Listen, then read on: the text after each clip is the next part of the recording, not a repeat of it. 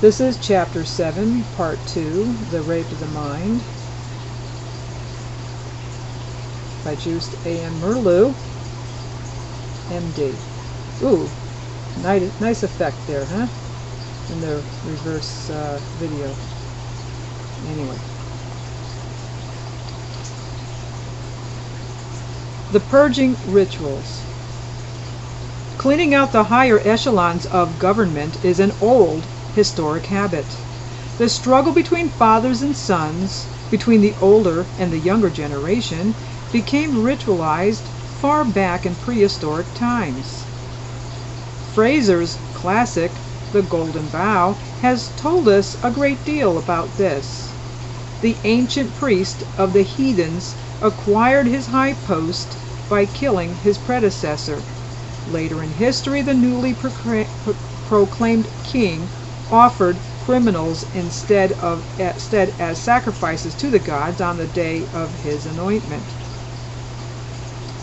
In totalitaria, the killing and purging ritual is part of the mechanism of government, and it serves not only a symbolic but also a very real function for the dictator. He must eliminate all those he has bypassed and double-crossed in his ruthless climb to power, lest their resentments and frustrated rage break out, endangering his position or even his life. The purge reflects another characteristic of life in totalitaria. It dramatizes the fiction that the party is always on the alert to keep itself pure and clean. Psychiatry has demonstrated that the cleanliness compulsion in neurotic individuals is actually a displaced defense against their own inner rage and hostility. It plays the same sort of role in communities, and when it is elevated to the level of an officially sanctioned ritual, it reduces the citizenry to infancy. It makes the inhabitants of totalitaria feel like babies, still struggling to learn their first toilet training habits, still listening to their parents' reiterated commands to be clean, be clean, be clean, be good, be good, be good, be loyal, be loyal, be loyal. The constant repetition of these commands reinforces each citizen's sense of guilt, of childishness, and of shame.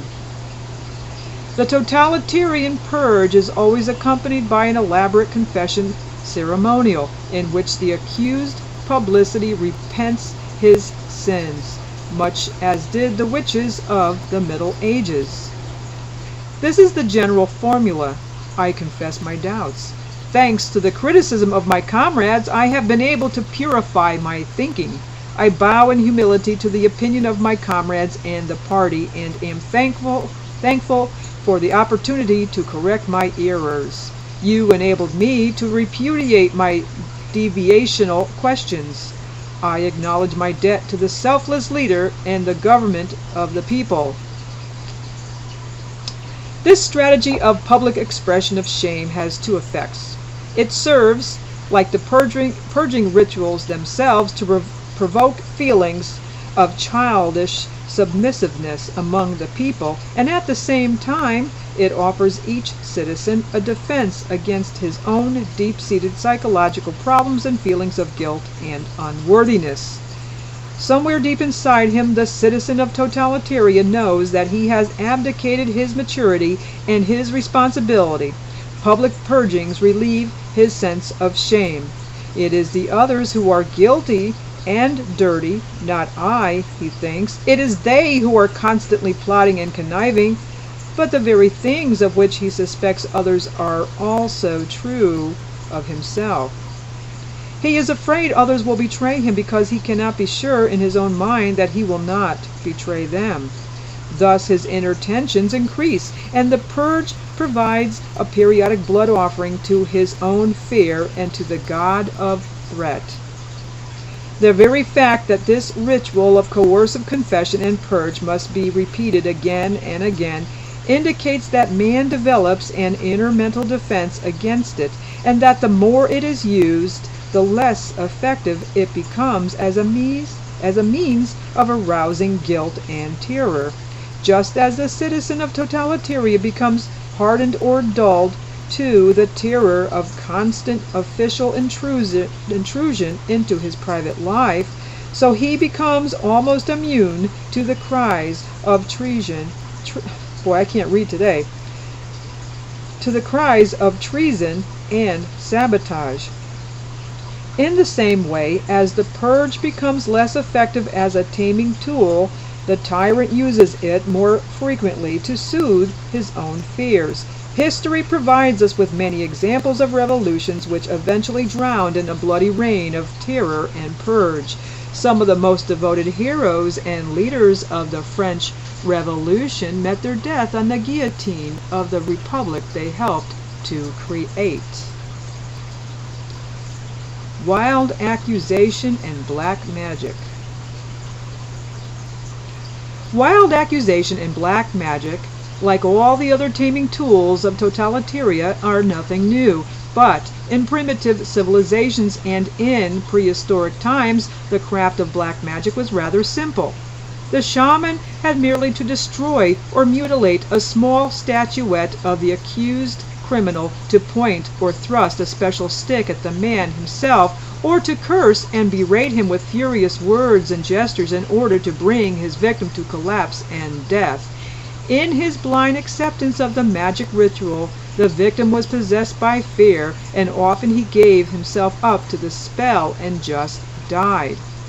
This magic slaying of the foe has plural psychological implications. The victim of the magic spell was often looked upon as the representative of the tribal god, the internalized authority and father. He must be killed because his very existence aroused guilt and remorse among his people. His death may silence the inner voices in every man which warn against impending downfall. Sometimes the victim comes from a different tribe than that of his accusers. In this situation, the stranger is an easier scapegoat, and punishing him serves to still the clash of ambivalent feelings in the members of the killing tribe. Hate for an outsider checks and deflects the hate and aggression each man feels toward his own group and toward himself. The more fear there is in a society, the more guilt each individual member of the society feels, the more need there is for internal scapegoats and external enemies.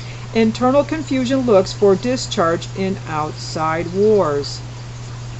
In totalitaria, the air is full of gossip, calumny, and rumor. Any accusation, even if it is false, has a greater influence on the citizenry than subsequent vindication.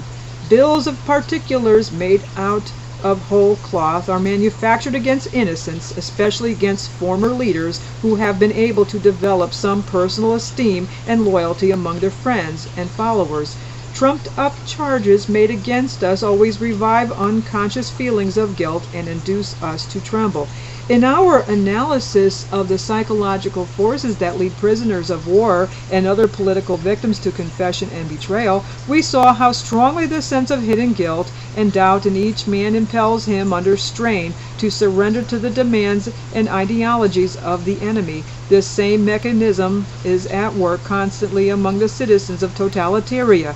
Accusations against others remind him of his own inner rebellions and hostilities, which he does not dare to bring out into the open, and so the accused, even when he is innocent, becomes the scapegoat for his private sense of guilt. Cowardice makes the other citizens of our mythical country turn away from the victim, lest they be accused themselves. The very fact that character assassination is possible reveals the frailty and sensitivity of human sympathy and empathy. Even in free democratic societies, political campaigns are often conducted in an atmosphere of extravagant accusation and even wilder counter-accusation.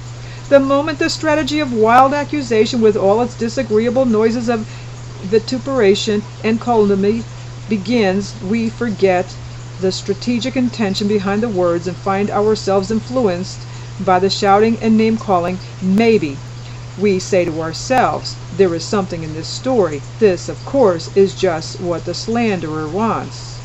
In the minds of the politicians, the illusion still persists that the end justifies the means, But campaigns of slander produce paradoxical results because the very fact that an unfounded accusation has been made weakens the moral sense of both listener and accuser. And that was part 2 of chapter 7, The Rape of the Mind. And I will see you in part 3.